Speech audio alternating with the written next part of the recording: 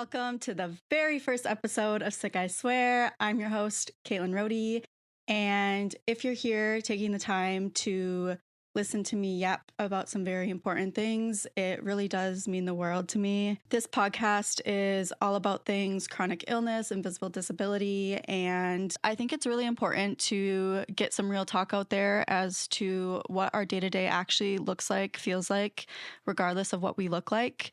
I have been told too many times, but you don't look sick. Bitch, I am sick.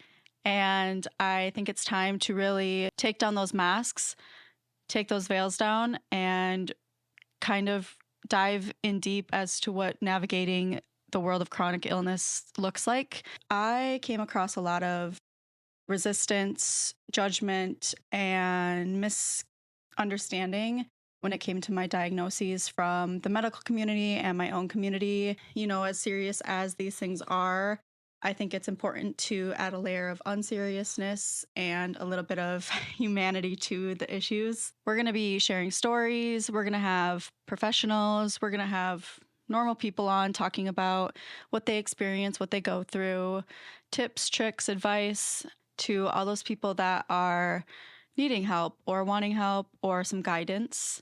I wish I had that when I was starting my journey, and how there's a lot more information out there now. There still is not enough. It's time to tell my truth and start healing out loud, because I know for me and for a lot of people, we nearly die in silence. We're on some who's afraid of little old me shit, am I right? I feel like Sick I Swear kind of demonstrates always being questioned whether you're sick rather than just being believed that you're sick.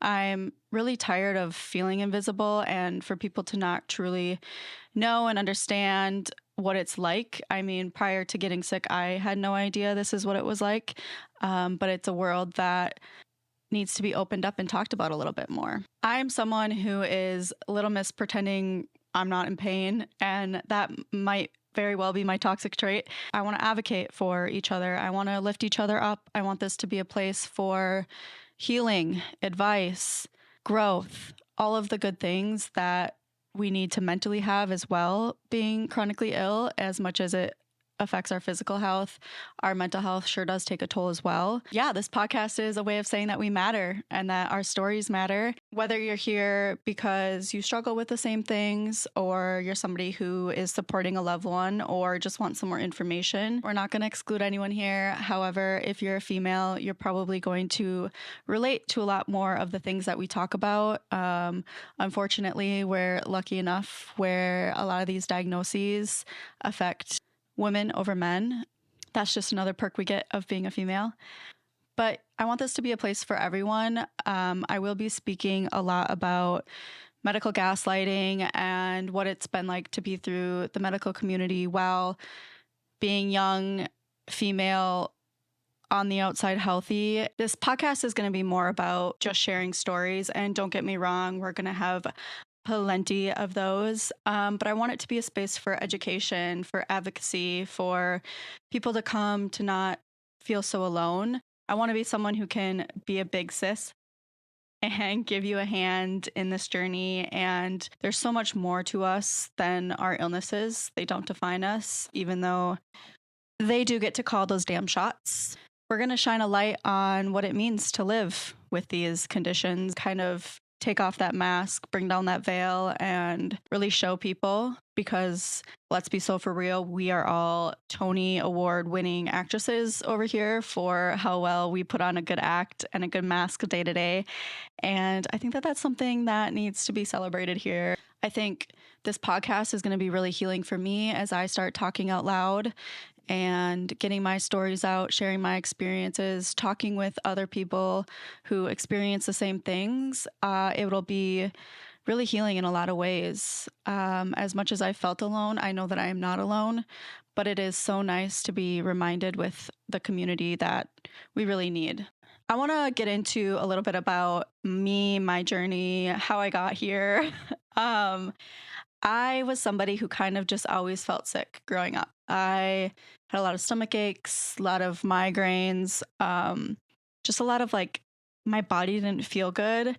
I, went to the doctor when I was young, and they kind of just chucked it up to depression and anxiety. And we know now that that is not the case, and there were misdiagnoses back then. And that's a huge frustrating piece about all these chronic illnesses and invisible disabilities. They're really, really, really fucking hard to diagnose, and you have to go through a million other things to get diagnosed with the right thing. I kind of moved around a little bit after high school. I ended up in cosmetology school in Minneapolis in 2016. And during that time, I kind of started to develop a lot more body aches, a lot more headaches, just not feeling great. And don't get me wrong, it's nowhere near how I feel now, but it was kind of like the start, the evolution. I kind of just thought it was job related, cosmetology. It's hard on your body. Your hands are up in the air all the goddamn time. I just kind of figured, this is what it's going to be. This is what my body's going to feel like. I did hair for 5-ish years, and the consistent motions, hands over your head, blow drying, cutting, like standing on your body and not necessarily on the most comfortable mats. I was walking into that door and drenching myself in biofreeze.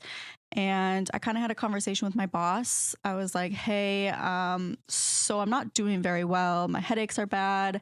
I'm having to leave between every client to go drench myself some more in some fucking icy hot. I ultimately dropped back a few days, try to help out combat some of the pain. And then COVID happened and our salon shut down and kind of everything went to hell. So we know, I don't need to explain it. Then it was the last day of COVID and I was going on a nice stroll through the neighborhood on my cycling bike. I was on the last stretch of my ride and I was going downhill. My bike clocked in at about 20 miles per hour.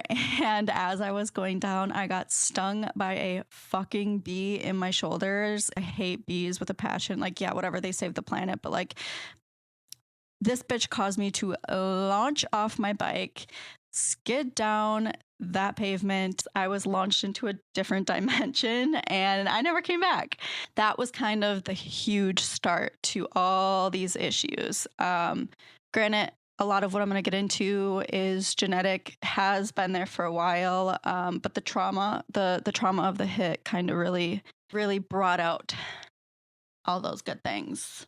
I was then taken to the ER, assessed. I had a lot of lesions. I fucked up my knees, elbow. I had shit all over my body, like gravel was pounded into my fucking organs at that point. I wasn't assessed for a concussion at that point because I was wearing a helmet. Turns out I did have a concussion, but the recovery from that accident was a little brutal. I was then not able to go to work. I was out of work I didn't really have a time limit. It was kind of, my doctors really didn't want me doing anything other than healing. And I was kind of on this, like, I don't know when I'm going to be back from my job type vibe. So I ended up having to quit cosmetology because I couldn't give a timeline as to when I was going to be back because I had all these surgeries, I had all this healing, you name it. Then things just weren't getting better. I was just getting worse. Headaches were horrible. Pain was horrible. I was kind of in bed for about those 2 years of COVID. I'm not even going to lie. Within the surgeries, within the healing time, I ended up at, orthopedic surgeons, which then led me into pain management, neurology, all the different specialties. At that point, I was diagnosed with chronic migraines, fibromyalgia, which is a widespread pain syndrome, post-concussion syndrome, which the name says it, occipital neuralgia, TMJ. I got diagnosed with chronic fatigue syndrome and fibromyalgia at the Mayo Clinic in Rochester. And for those of you who know what chronic fatigue does to you, it's not that you're just tired all the goddamn time. You literally feel like you're carrying 3,000 pounds on you every single walk you take. You just want to be laying down. It's like your muscles can't function. I was happy with those diagnoses at the time because I was like, okay, there is actually something going on with me. It's not all in my head, but I just still was not feeling well. The years roll on. I found a functional medicine doctor. Shout out Dr. Troy. You're the homie, and he ultimately changed my life. Synapse Clinic in Egan was an absolute game changer for me. I was able to find out root causes of what was actually going on in my body and why the pain was happening. He did a lot of the functional medicine testing, and we're going to get into this later on in the podcasting about each diagnoses, all the different chronic illnesses, invisible illnesses, disabilities, stuff like that. So I'm going to kind of just give you an overview. At that point, he was able to diagnose me with MCS, which is multiple chemical sensitivity. Basically, you're allergic to this fucking world. SIRS, chronic inflammatory response syndrome, just an inflamed bitch. Ehlers-Danlos, which your body is just basically silly string. It's a connective tissue disorder, and that does not just make you hypermobile. It also causes a lot of widespread pain. It also affects your blood vessels, your organs. It affects everything in your body because it is a genetic everything is connective tissue. You know, I'm putting on my mascara and I'm popping a joint out of my socket. Like, that's how brutal this is.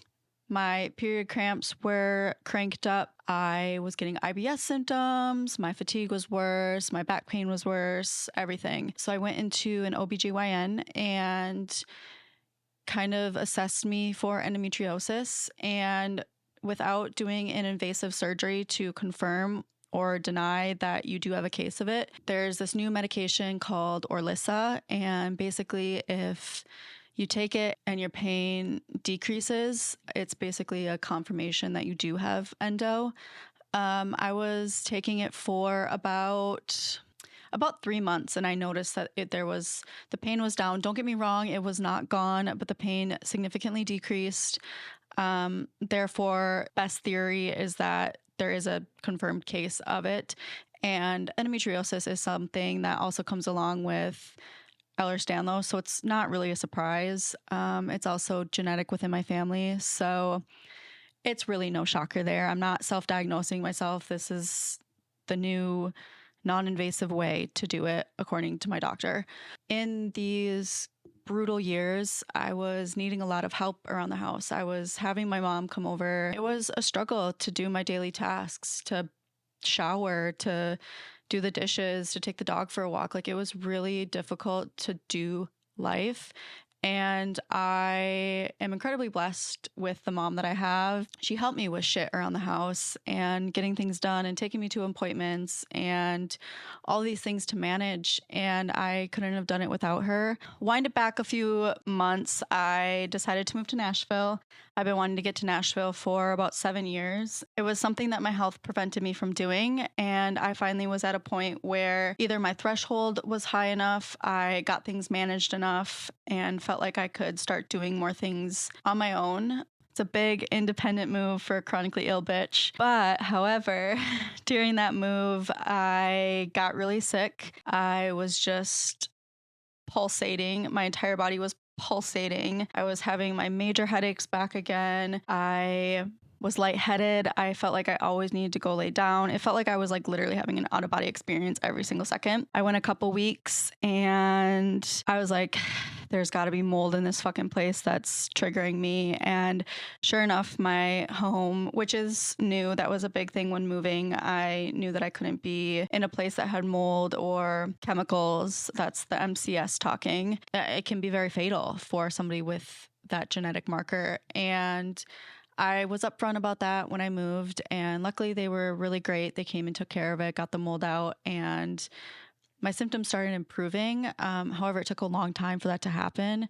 But in that period of time, with either the stress of the move, the physical impact of the mold within my body, I did develop something called POTS. Basically, it's dysautonomia, which affects your autonomic nervous system, but it affects your heart and your vessels and all those things.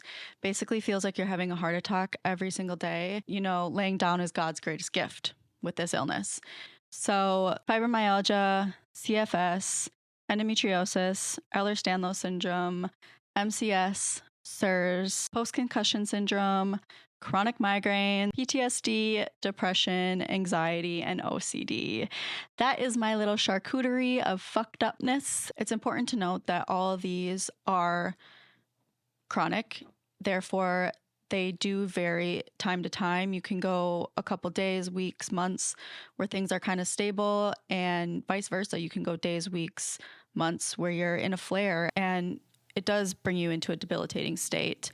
And that's just the life that we live with and the life that we get to manage. And we all do the best that we can. I think there needs to be so much more talk out there. And I will say that till the day I fucking die, that people that experience real things, we're done being silenced. I feel like a lot of us that go through hell within the medical community feel like we have to be silent. And it's time to share our voices. It's time to shine a light on it. And we're going to do some really cool things here. So that being said, all of my illnesses create what is called dynamic disability. I'm going to bring up the definition right now so I don't butcher it. A dynamic disability refers to a condition or impairment that varies in severity and impact over time. Unlike a static disability, such as an amputation or paralysis, etc., which remains consistent, a dynamic disability may have periods of remission and exacerbation. I started receiving disability benefits in the fall of 2023, and I applied for it in 2021. So it took 2 years, which is very fast. I was very lucky with how fast that it came in. A lot of us don't experience that, and we will get into it. Disability has absolutely changed my life. It has been able to give me the medical care that I need without putting me into more debt. Being chronically ill is a full-time job, and instead of getting paid, we just go into debt, which is a huge reason why disability has absolutely changed the game for me. I think one of the biggest challenges that I faced when I first got diagnosed was just navigating my day-to-day life and how to do it. You know, there's a lot of grief that comes along with these illnesses, and one of the biggest misconceptions is that we're lazy or that we're like really happy that we don't have to work, which is the farthest from the truth, at least for me personally. And I know a lot of you as well would agree with this.